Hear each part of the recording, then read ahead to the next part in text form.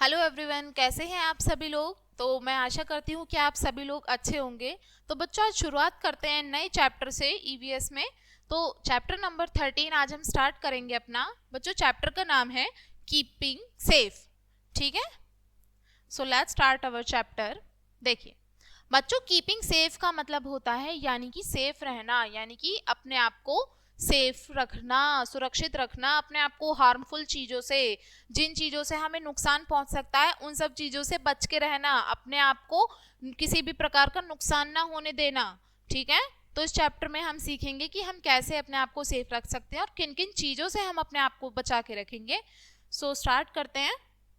Some things around you are dangerous. देखो बच्चों, हमारे आसपास कुछ चीजें ऐसी होती हैं जो बहुत खतरनाक होती हैं, हमारे लिए हार्मफुल साबित हो सकती हैं। You have to be careful, और इन चीजों के लिए हमें बहुत ध्यान पूर्वक काम करना चाहिए, ऐसी चीजों को लेकर जो हमारे लिए खतरनाक साबित हो सकती हैं।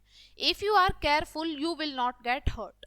अगर आप कुछ चीजों को लेकर बहुत मतलब सतर्क रहोगे, सावधान भी रहोगे ना, तो आपको नुकसान नहीं पहुंचेगा किसी भी तरीके का, तो आप हर्ट नहीं होगे।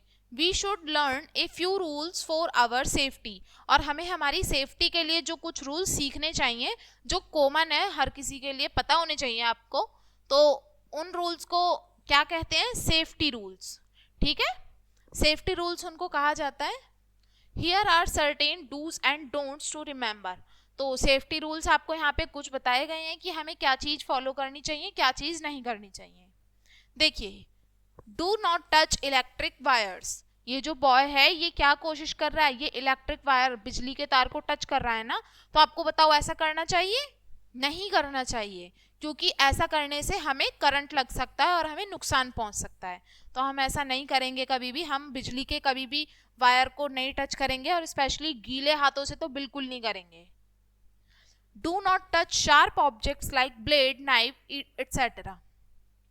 और जो नुकीली चीजें होती हैं जैसे कि कैंची, चाकू और ब्लेड, इन सभी नुकीली चीजों से हमें दूर रहना चाहिए, इन्हें छूना नहीं चाहिए, क्योंकि अगर हम इनसे कुछ करेंगे तो हमारे हाथ में चोट लग जाएगी, हमारा हाथ कट सकता है इन सब से।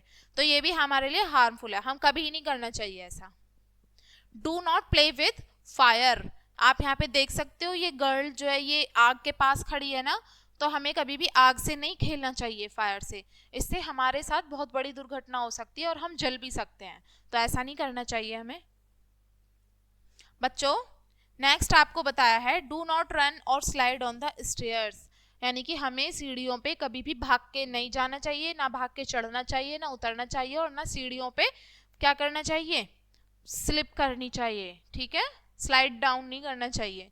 आप देख रहे हो ये बॉय जो है ये क्या कर रहा है? सीढ़ियों से दौड़ रहा है ना, तो ये बिल्कुल भी गलत है, ऐसा नहीं करना चाहिए। आप स्कूल में भी जाते हो कभी, तो आपकी मैम मना करती है ना, सीढ़ियों से नहीं भागो, आपको चोट लग सकती है और बहुत ज्यादा भी लग सकती है। So don't do this. बच्चों, नेक्स्ट है डू नॉट रन और प्ले ऑन द रोड, यानी कि हमें सड़क पे दौड़ना और भागना नहीं चाहिए।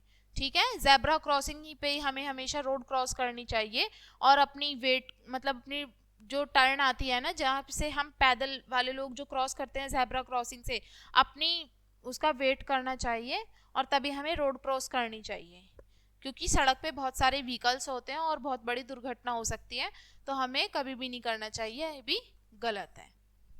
Do not stand too close on moving swings.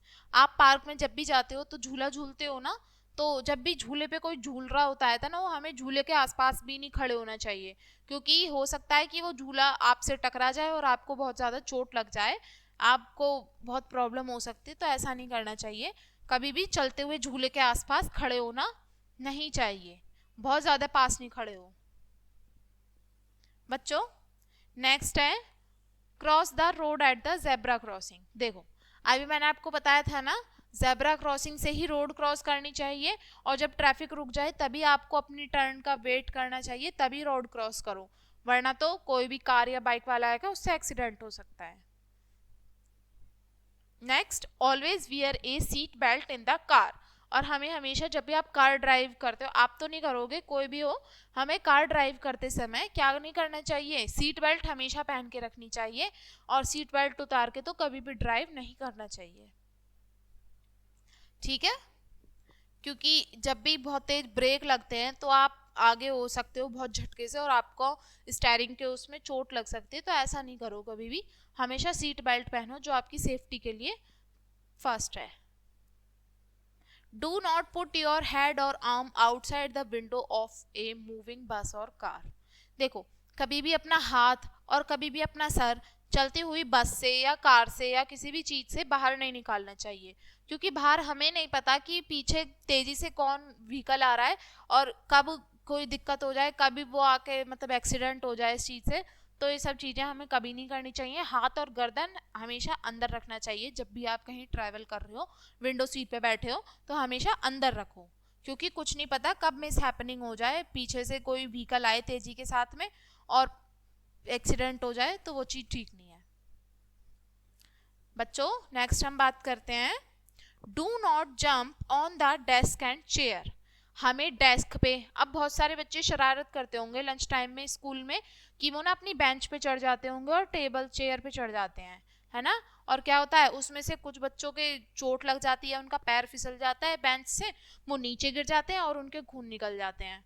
ठीक है, तो ऐसा भी नहीं करना चाहिए कि हम बेंच पे चढ़ रहे हैं या चेयर्स पे चढ़ रहे हैं, जो कि गलत है, इससे हमें चोट लग सकती है।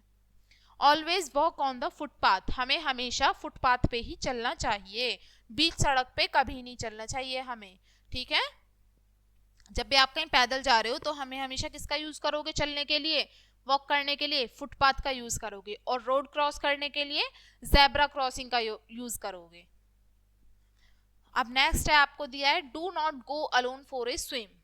यानी कि कभी भी मतलब स्विमिंग के लिए, तैरने के लिए अकेले नहीं जाना चाहिए, है ना, क्योंकि इससे कुछ भी मिस हैपनिंग हो सकती है। आप पानी में गए और पानी गहरा हुआ, आपसे तैरना नहीं आया, तो क्या होगे, डूब जाओगे ना पानी में।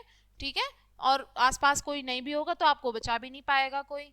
तो हमें हमेशा किसी बड़े के साथ ही जाना चाहिए पानी के अंदर, नहीं तो किसी बड़े को या अपने टीचर को या किसी भी उसको इन्फॉर्म करके जाना चाहिए कि हम स्विमिंग के लिए जा रहे हैं।